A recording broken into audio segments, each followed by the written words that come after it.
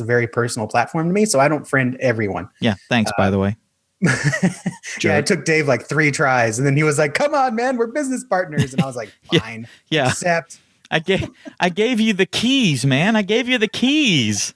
You've got questions, we've got answers. At least we think we have answers. We're going to try to have answers. Anyway, it's all about Easter weekend. You've got questions, we've got answers. Hey guys, welcome to another thrill-packed example of live streaming. I was going to say excellence, but it may not be excellence. It may be live streaming. What's a good word, Justin? What's a good word to say this is live streaming pandemonium, right? Wouldn't you say? It's definitely not a kerfuffle. No, it's not a kerfuffle. No, we know what we're doing, but it is a little chaotic and pandemonious. Oh, hey, that's a new word, pandemonious from time to time. By the way, guys, if you are joining us for the first time and we've not met, my name is Dave Curley. I am the founder of churchtrainingacademy.com, which is a place that we all come together and learn how to use and exploit media and technology so that we can take the gospel out to the world at large and to the digital world, the land of the internets. And sitting right over here next to me is this guy that I hang out with way too much, apparently. His name is Justin Nava, and he's my business partner. How you doing, Bubba? I am doing good. I am excited for today because we're actually doing a little bit of back and forth, and we'll get into that later. But first, I want to shout out Dwayne Smith, not Jane. I don't know why the W just left. Jane, that's my mom's name. I want to shout out Dwayne Smith. He's watching on YouTube live from Gainesville, Georgia. And he said, brother, I'm assuming he's talking to you because I'm not helpful to anyone. He said, brother, I absolutely love your videos. You have taught me more than you'll ever know. So you'll never know, Dave, how much you've taught him, but he is here and he is watching live. And I'm going to put you on a timer here. I'm going to set a timer on my phone for 30 seconds. Dwayne, just for watching live, I'm going to give you the first question to ask Dave. Dave, Dwayne wants to know, what do you think of the Mevo? Okay, 2 things. Number 1, Dwayne, thanks, dude. That's huge. You made my day. And what do I think of the Mevo? I think the Mevo is great. It is a fantastic tool for what it is. I've got a Mevo. It's not in here. It's out in the garage on that set. It is fantastic. The Mevo gives you the ability to take your phone or a tablet and have this device that you can live stream from. It's a 4K device, which is really cool, and it does, the one I have, does a 1080 stream. So I've got this 4K platform stage, but a 1080 window, so I could digitally zoom around and stuff, and it's great for what it is. You can take external audio and put it in. You can hook it up to a hard line. It's fantastic. The problem is, though, it's a dedicated device, so it is not it doesn't follow the standard. So I can't take my Mevo and incorporate it as an NDI device or as an IP camera in my workflow with other things, like on my TriCaster or using OBS or Wirecast or vMix or any of those other things, right? That is the problem with it. Now, if you're using the live streaming software, the broadcast software, or their devices, then you can use Mevos as cameras on there, which is really cool. So it gives you the best of both worlds if you're in that ecosystem. Otherwise, I say, don't get it. I tell you what, give a mouse a cookie. I said you had 30 seconds, you used 1 minute and 15 seconds.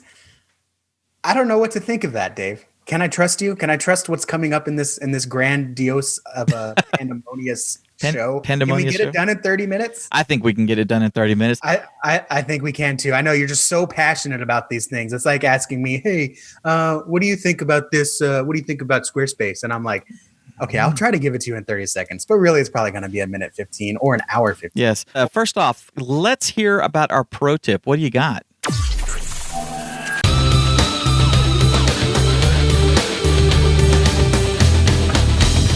So today's pro tip I'm going to give you is about your website journey. And if you're thinking, dude, it's a website, like what journey? Like let me school you a bit. Let me tell you why your website is more than just a page where you hope people learn about your church.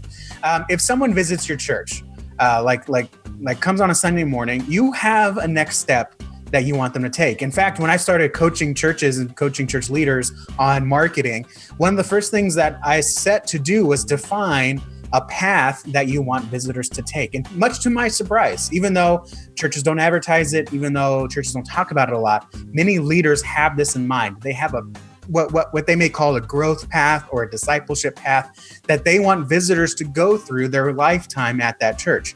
So, for example, for a typical discipleship path or growth path, if someone comes to the church on Sunday morning, they get plugged into a small group. That's step 2.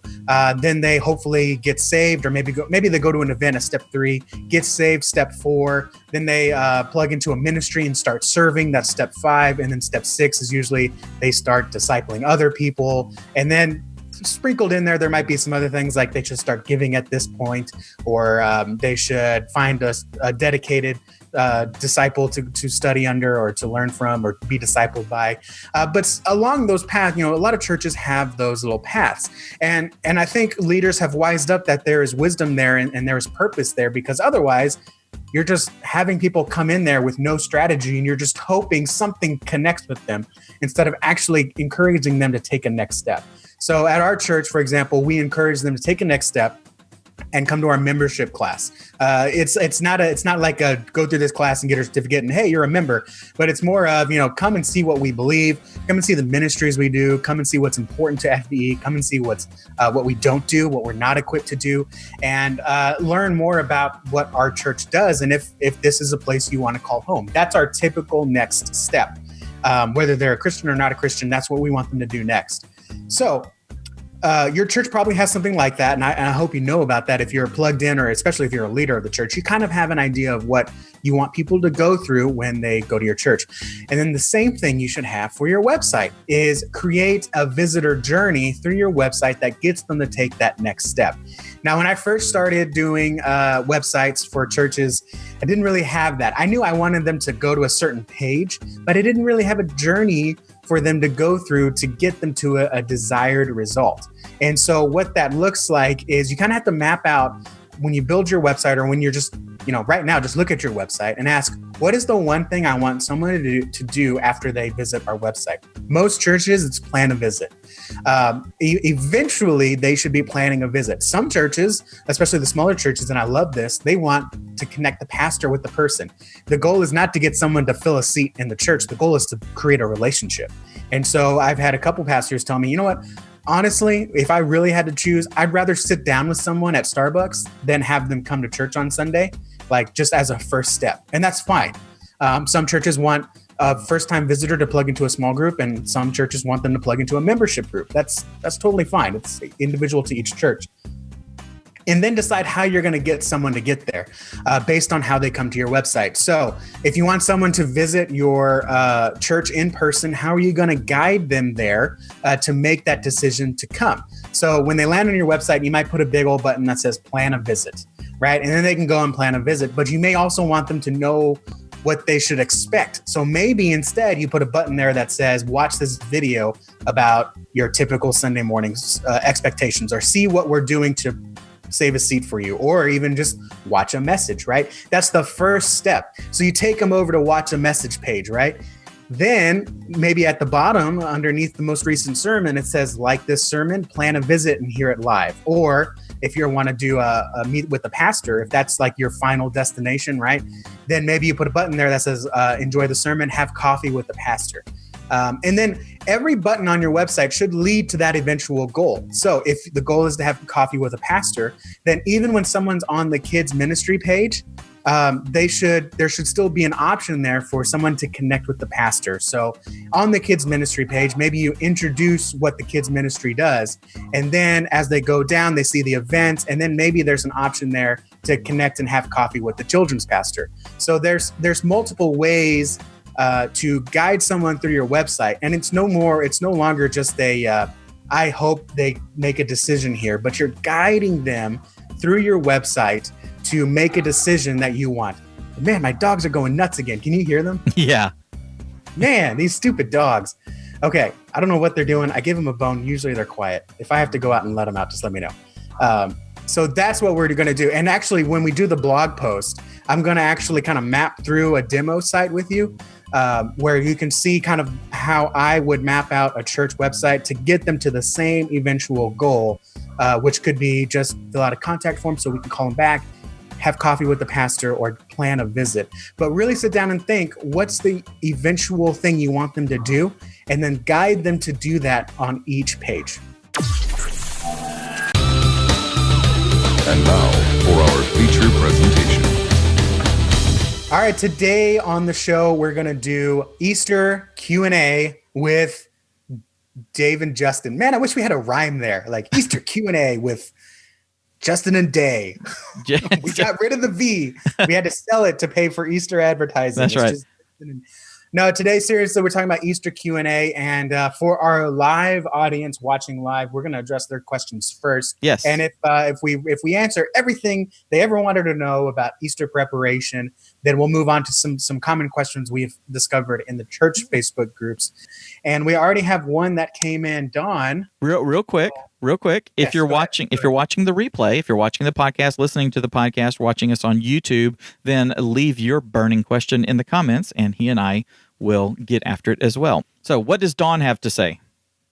So Dawn wants to know, she said, why can't we get notifications for people who are on our public pages when we go live? So let me see if I understand this. Everybody has a profile, right? So we have all got our Facebook profiles. You and I have a Facebook page for Church Training Academy. She has a Facebook page for her church. If someone likes that page, she's asking why, when that person, whether they are friends or not, if they like that page, then why is she not getting notified as the administrator of that page when that person does something? Is that right? See, I took it as, why can't she force Facebook to notify everyone that follows her page? Gotcha. Okay. Yes. Okay. Yeah. But we can address both sides of those. So Dave, you want to address that side, and I'll address my side, how I saw it, and hopefully one of us will get it right. Well, I think the key is that whether she friends that person or not, if she friends that person, then obviously she'll get a greater chance of seeing anything that's happening in that person's stream. I think the important thing is to follow that person. So you don't have to friend people. You can follow some people, right? So you can see what's going on in their lives, but not necessarily, jump into chat windows and stuff like that. Am I right? Yes, exactly. That's spot on. Okay. And then the other thing that the deal that you're talking about, or that is something we've actually addressed in one of our mastermind groups, and that's the notification options on a page, right?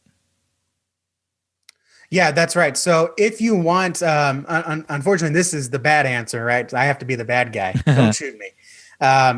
When you run a Facebook page for your church, you don't get to control how you notify other people. That's part of being on someone else's platform. Right. Facebook has the end user's best interest at mind. And I follow, let me see if I can find out actually real quick how many pages I follow.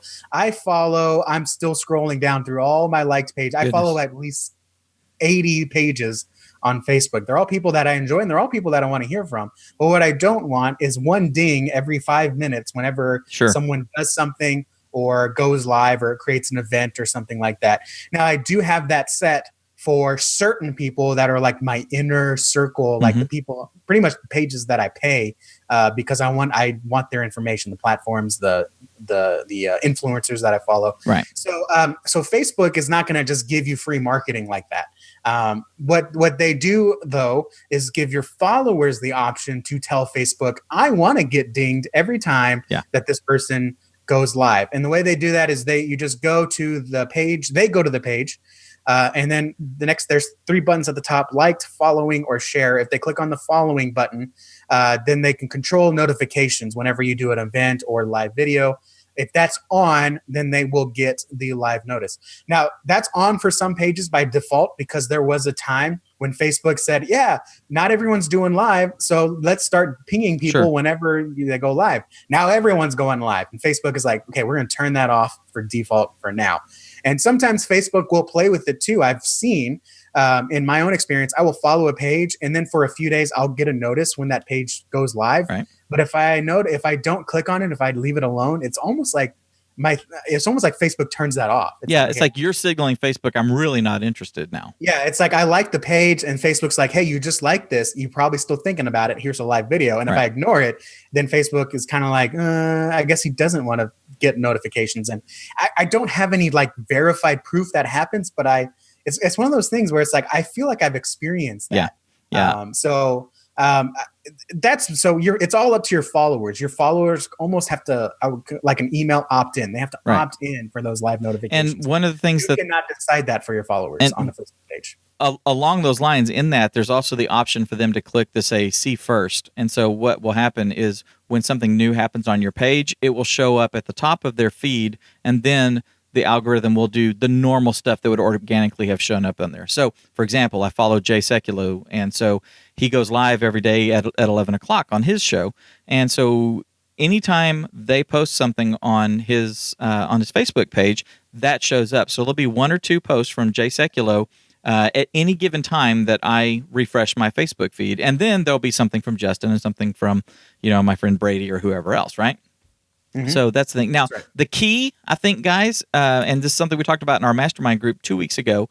The key is to train the people on your page to do that, just like you would train them for your email list. To make sure it doesn't go into spam, go into Gmail and go to the promotions tab and drag it over to the primary tab, or add the email address to the whitelist. You would send out a little video or send out a few instructions, or put a footer in your email that says make sure that you always see these by following these instructions. Something like that. So you can train your people. You can make a video that you put in your thing and keep it. Can you pin on a page, or is it only in a group? You can pin on a page. Yes. Okay, so you can pin a welcome video basically at the top of your page. So the first thing they see is a welcome, and hey, here's how to get the most out of this page. Click up here, do a little screen capture, something like that. So it's educating them on how to do it, and then it works out really well. And I also think that they just need to incorporate their email strategy with some of the things that are going on their Facebook page. Sometimes, like when they go live or something, they also, a minute before they go live, send out an email to their list saying, we're going live, come join us, kind of like we do with our show. That's right. That's something you'll hear a lot here at Church Training Academy. Is email is just as important as everything else. Mm-hmm. If you're not collecting email, you're relying on something you don't own. You have some control over Facebook, but you don't own it. Mm-hmm. And so if you really want to get people engaged with what you're doing, email is another good place to do it, because again, you own it. You send them a message and you can tell them, hey, we're live now. Facebook, they have to tell you that they want to hear from you. All right. So great. Okay. So Don said, when I'm doing a live podcast, or excuse me, when I'm doing a live broadcast, I don't see people show up to watch if they're not my friends. Yeah, that's what we were talking about that in the pre-show. We're talking about how I can't see who's watching if they're not my friends. I don't get a notice. You can only see how many people are watching, but you can't see like what their names are. That's what we were talking about before the show, right? Well, yeah. Well, you do get if you're looking at the comments, you can see who joins. So as soon as I go live, I see that Jordan joins, that Justin joined, things like that. We can see that if you look in that. If you're seeing it real time, and keeping your eye on it, then you can see when it happens. Otherwise, when you go back and look at it, you can see that certain people joined, and if it just says join and you never see a comment from them, it could be a drive-by. They checked in to see what's going on and said nah, and then moved on. Or it could be that they're just they're just sitting there quietly and have it playing in a window while they're doing their work or something like that. So we like to ask people to comment, join. When you join us, be sure to say hi and let us know you're here. Do stuff like that so that we can then start an interaction with them as well. Do we have another question from the group, or do you want to move to our list? Yeah, Mary had a question. She said, should we promote our Facebook Live service as an option on our Easter landing page and in our ad? So first of all, kudos to you, Mary, for having your Facebook Live service. Yeah. And having that there for people to watch. My question is, who's your target? Again, it all comes down to who's your target audience. Right. Now, for your landing page, remember if your landing page is centered around getting someone to your church on Easter Sunday morning, then obviously presenting a Facebook live stream negates that, right? Because you're saying, hey, we have for instance, our church, we're going to have an Easter breakfast. We're going to have service. We're going to have egg. I don't know if we're going to have an egg hunt, but if your church is doing something like that, you want people to come. And if you present a Facebook Live saying, hey, if you can't make it, we have a Facebook live stream, then it almost negates that, because then I can almost check that box like, oh, well, I don't have to go. I can watch it at home. Right. And really, I'm probably not going to watch it at home. It just makes me feel better to think that. Right. So if your primary goal of your ad campaign and your landing page is to get people on board, then, don't include that information on there. Your insiders can know, your insiders. Now I'm talking CTA speak. Yeah. Your church members should know that there's a live stream. Absolutely. So if they're out of town, they can still plug into their home church. Now, if your goal is to just get the message out there, if you're just like, hey, people are looking for Easter messages, we want to be a part of that. And that, then Facebook live stream would fit that profile. So then you can put it on there. But I would do one more step. I wouldn't just say, by the way, we have a live stream on our Facebook page. I don't know why this is coming out as Donald Trump. But it's going to be huge. It's going to be a huge live stream. It's going to be the best. It's going to be huge. 7 million people are going to watch it. I would do one more, and I would say, can't make it Sunday morning, follow us on Facebook. Yeah. Or we'll notify you when the live stream is on, even better, and get their email address. Right. And then you can send that email like we were just talking about. It's a circle, Dave. Everything just comes right back around. Send them an email that says, hey, we're going live now. Because again, if you get their email, you can follow up and nurture with them and tell them about your church. And then they may make a visit before Easter. One thing you can do, it just kind of occurred to me, and I don't know why we haven't talked about doing this more purposefully, is schedule a Facebook ad to promote your live stream that runs, say it starts on Easter Sunday, and it's targeting the families families or individuals 25 to 65 within a 5-mile radius of your house, or a 10-mile radius of your church, so that you've been promoting, come to our service, come join us. Okay, but then if there's people who are waking up and not even thinking about going to church, but they meet that demographic, and you're paying to get so many views of that, they're going to see that ad when they jump into Facebook, because it's targeted towards them, and then they could join remotely. And it's kind of like, it's almost like that. Okay, all the paying guests are here and stuff, so we've got some open seats now. So first come, first serve. It's that last little bit of general admission, I guess, if you want to look at it that way. That's right. So, Mary, I hope that kind of explained it for you. And if anyone else had that question, should I promote my Facebook Live? Really comes down to what is the goal of your landing page, and what is the goal of your promotions. Now, Dave, I got a question from you. This is from one of the church Facebook groups, and I think it applies to a lot of people that might be watching. Okay. Any suggestions for a 30 to 60 second film clips? Any suggestions on sites to get 30 to 60 second film clips? Mm-hmm. Man, I'm just saying this in the most confusing way possible. Yes. Do you have any suggestions? Someone's looking for a 30 to 60 second film clip, and they want to use it on the church stage, but they don't. It's not like backgrounds. Like, they want to use like actual, I would call it stock footage. Yeah. Do you have any suggestions where we can find some good stuff for Easter? I do. And I think that speaks to a larger thing, just parenthetically. We use, like, with our slides or with our sermon notes or our lyrics or something like that. A lot of us are using motion backgrounds and stuff. An alternative to doing that is getting something that, some actual scenery or footage of some kind or whatever, and using it creatively. Like, you don't want it to be distracting. You want it to work with it, right? So, if you have something, and then like blur it so that there's actually some motion and stuff back there, and it's not just, kind of digital backgrounds or something, you could do that. Places to look for that. There's paid options, and there's really expensive paid options, and then there's, great value paid options, and there's free options and stuff. One of the highest quality ones that I'm aware of right now is called StoryTape. It's also pretty expensive. You can end up paying a couple $100 a month to get it, but they've got thousands and thousands of video clips of all kinds of different stuff, scenery, people, rushing water. I mean, just from all over the world, which is cool. And at that $200 a month level, you're getting 4K footage, which works really good if you're like triple screen, or quadruple screen, kind of deal at your church. You don't have to like take something and scale it up so much. You can use it at that native resolution. Anyway, then there's also something I've been using for a long time. It's called VideoBlocks, videoblocks.com, and it's about $150 a year, and they have hundreds of thousands of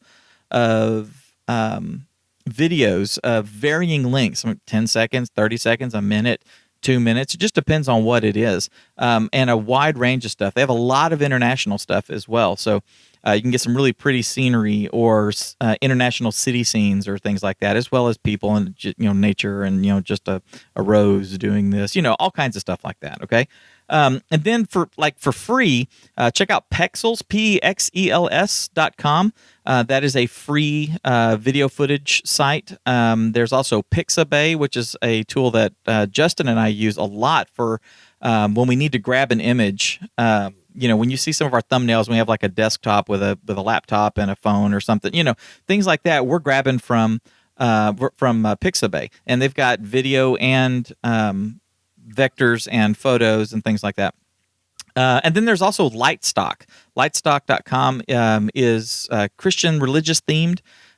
Their pricing model is kind of like a credit type system where you can like subscribe and get X amount of downloads per month, 25 images or 60 or 100 or whatever.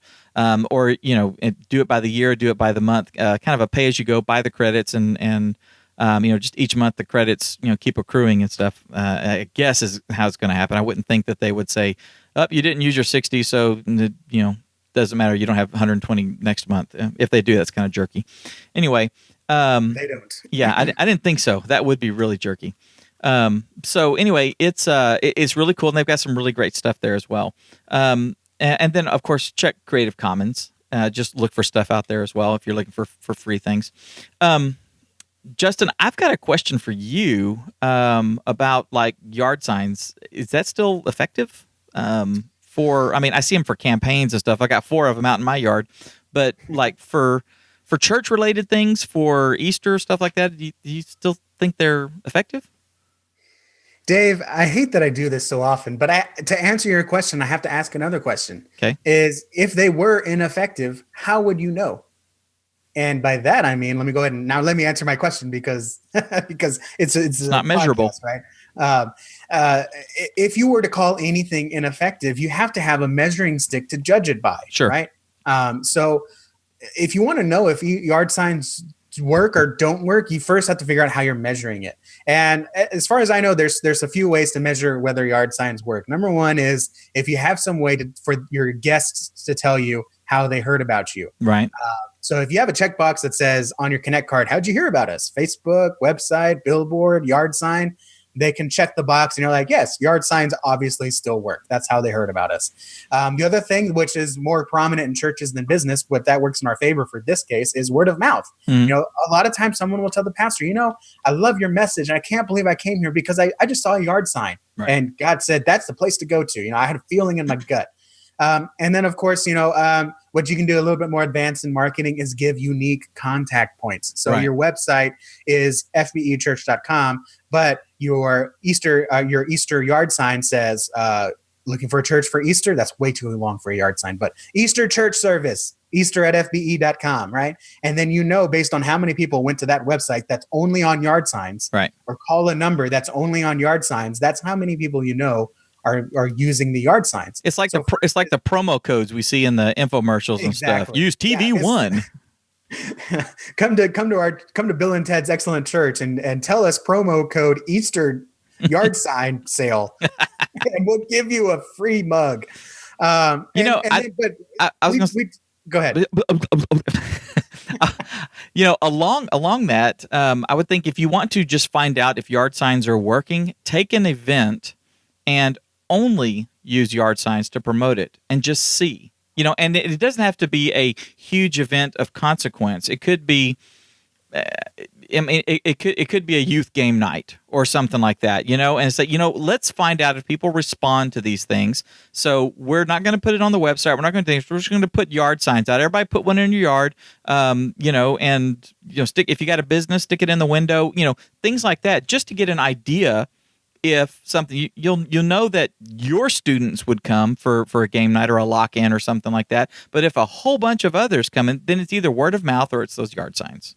Then that's an easy way to test, I think, just the general effectiveness without like ruining Easter because we only used yard signs and there were no visitors. You know what I'm saying? Yeah, you don't want to right. bet the whole farm The on other it. thing you can do is for something like Easter, where it is a big event, just stop for 1 year. Just don't put yard signs out for 1 year and see what happens. We had the yard signs. Let me start over. We had yard I'm leaving signs that for in. VBS.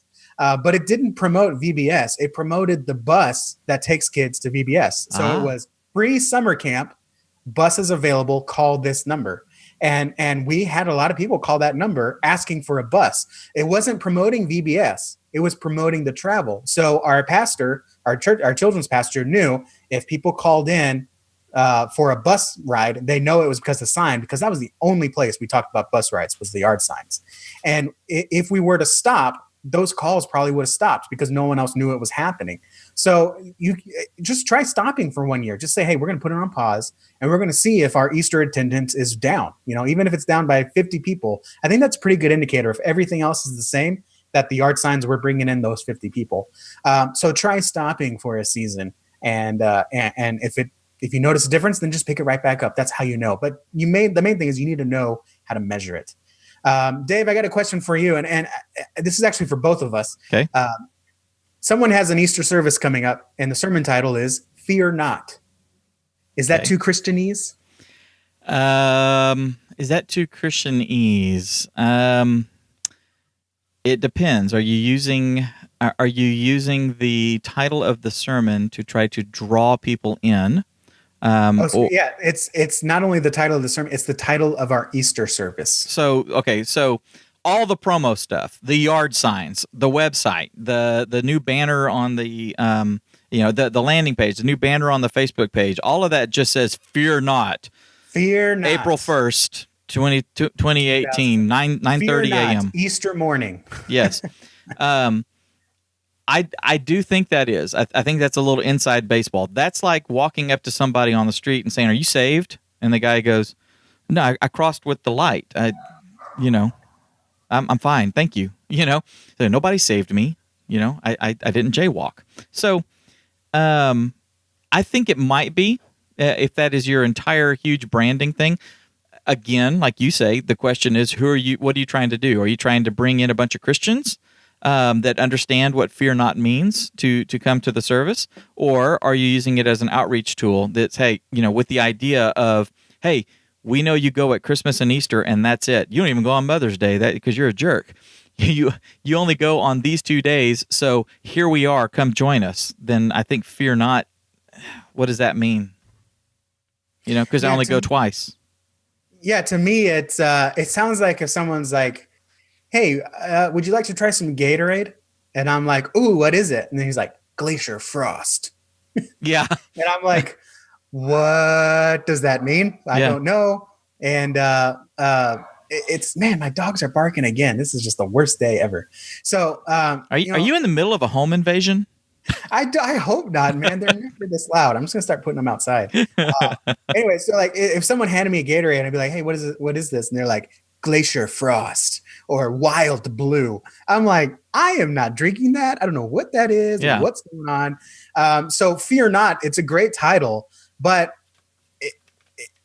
someone says, hey, fear not. If they have to ask, what is that? Or, it's not even like a, can you tell me more? It's what is that? You've already lost 80% of your audience. Yeah. So yes, it is too Christianese. Keep it clear. Cute confuses, as Donald Miller says, and just call it Easter. Right. Kind of like my wife is like, what do you think we should do for Jill's birthday theme? How about birthday? Yeah. Cake, ice cream. Cake and candles and party hats. Some of those funny looking That's little pretty friends easy. of hers. Yeah. So, Dave, I have to get going, but Okay. let me ask you one more question for our audience. Yes. I think it is a little bit more for everyone. How can we use Facebook Live to promote and hype up our Easter weekend? Because I think the issue is Facebook Live, really only goes to the followers of the group, of the page. So I don't know if it can so much promote, but I think it can hype up. What are some ideas that you have that we can utilize Facebook Live in more ways than just, recording sermon announcements? Sure. And I'm going to take off. So Thank you guys for watching. I'll be in the chat while Dave answers this and then closes us out. Thanks for the questions in the chat. God bless everyone, and I'll see you next week. I think that Facebook Live, as a promotional tool for the event that you're having, I think the best way to use it is to use it to show what's going on as you are getting ready. Little things like when you take a look at our list, at the checklist at churchtrainingacademy.com/Easter, you can use Facebook Live. We talk about in general using Facebook Live, to live stream, official stuff, and then also use it to showcase the culture of your church and what's going on. And these little quick hits where the pastor just goes live at his, from his computer while he's working on the sermon and just, says, "Hey, God's been showing me this week," or whatever. Or the youth director, comes running in while they're printing bulletins and says, "What are y'all doing?" And you just kind of goof off and stuff. That sort of stuff showcases some of the culture of the church, of the people involved in your church and all that. And I would use Facebook Live to show as you guys are getting ready. Okay, so one of the things in our list is we talk about the identifying lighting problems. Okay, so in the sanctuary, the actual physical house lights and stuff like that. Okay, so we've got bulbs that are out. Okay, well, we've also got our LED lights that are misaligned, or that one has gone out and that one has gone out. We need to get those replaced and stuff. So what we're going to do is we're going to have a scissor lift come in, on this one day, and we're going to change all these light bulbs, and we're also going to realign the projectors, and we're going to do this. We're going to, so on that day that stuff is going on, then do some live streams. Hey guys, we're getting ready for Easter, and we took this time to go ahead and make sure all of our lights and stuff are all fixed and everything's good, and there's not someone sitting in the dark over here in this one corner or whatever and stuff. And so you see our intern Bob is up there. Bob, don't kill yourself. Doing stuff like that just sort of keeps things in the front of people's minds that, hey, we're doing stuff for Easter, we're getting things set up, and here's a fun video of us goofing off while we're getting it taken care of or doing stuff like that. It's of no consequence, but it's engaging, and that's the important thing, right? Doing things like when you're having the drive for the candy, you can go on Facebook Live and it's still a month and a half out and say, hey guys, we need candy. I mean, here's what we have.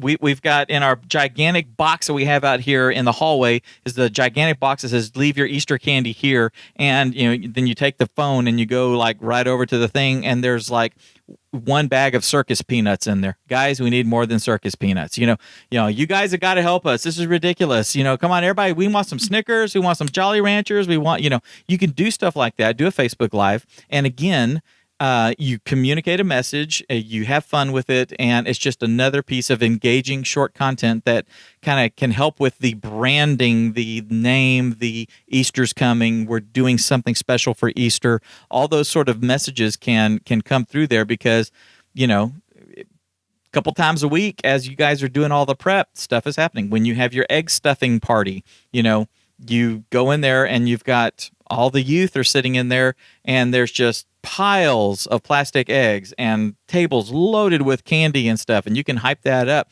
and go live doing that. So that's how I would use live streaming in preparation and promotion for doing it.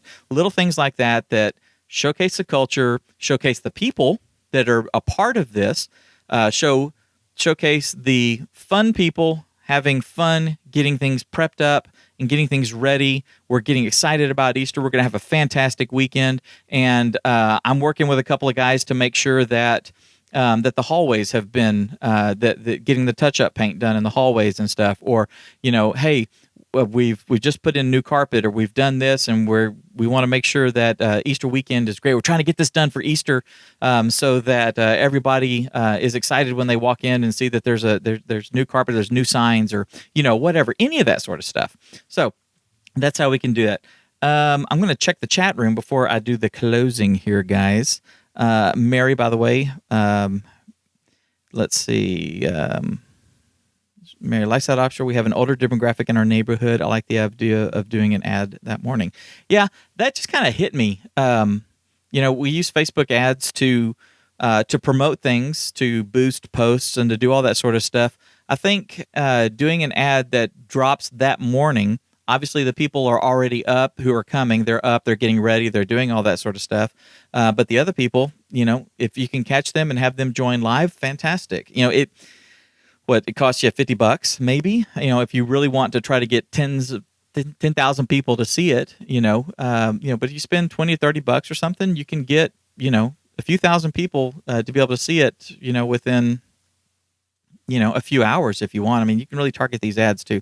So, or you could have it run that day, and then with a link to the replay, for later in the week or whatever. So anyway, there we go. Let's see, Christopher Hall.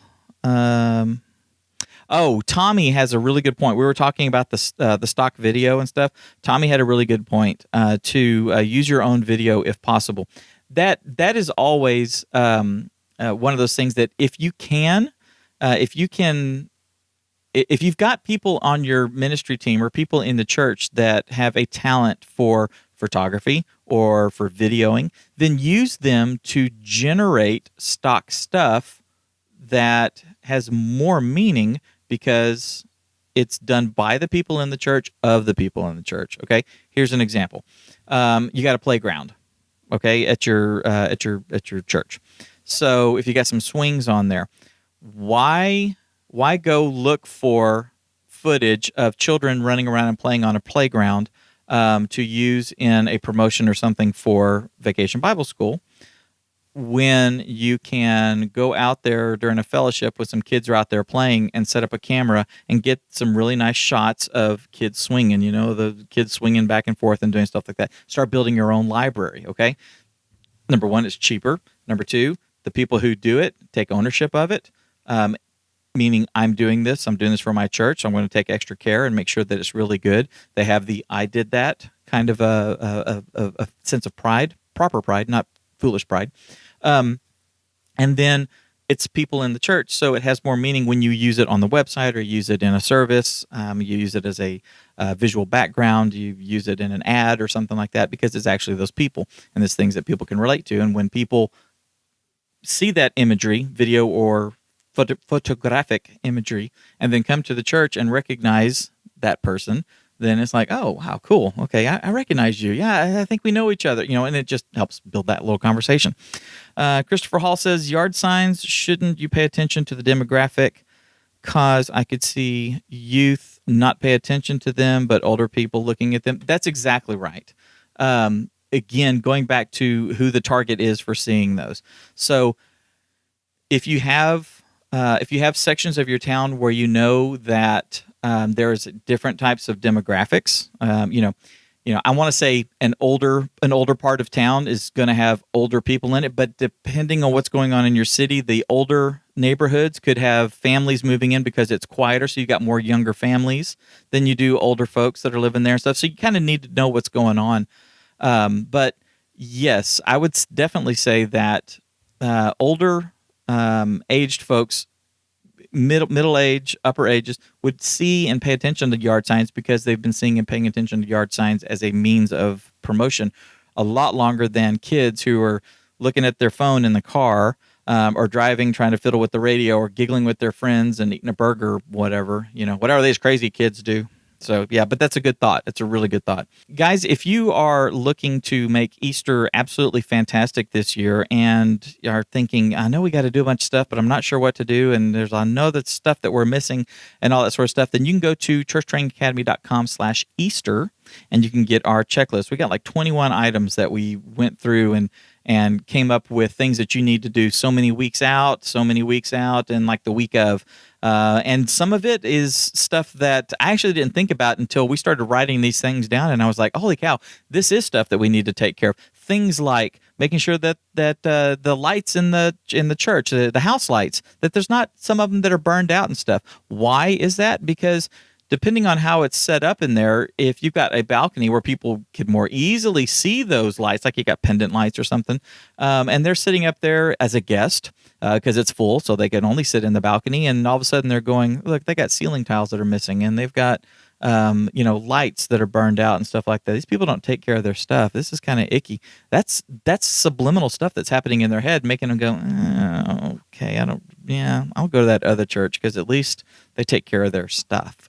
Things like that we may not have thought about.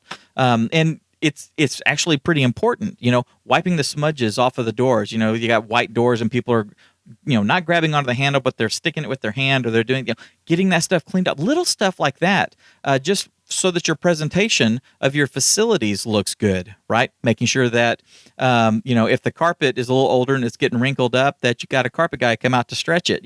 Little stuff like that, as well as, hey, our projectors are off a little bit, so let's, a month out, let's get that done. Let's replace the bulbs. Let's do things. There's all that kind of stuff, right? So go to churchtrainingacademy.com/Easter, and you can go through our checklist. And as of this recording, we've got 7 Sundays before we get to Easter. So the stuff that is like 10 weeks out, you've got 7 weeks. So you need to get these things done, get them done now, get these balls in the air and wheels in motion and stuff so that you guys can put your best foot forward for the second, is it the second? Yeah, the second heaviest trafficked weekend in any given church. I know I'm going to get this wrong. I want to say it's Easter, Christmas, and then Mother's Day, I think, is what Justin said. Justin's probably going to jump in the room and in the chat here and tell me it's the other one, because last time I said it backwards or something. Anyway, there's 3 that are heavily trafficked, where most people, if they don't go to church on a regular basis, they will go Christmas,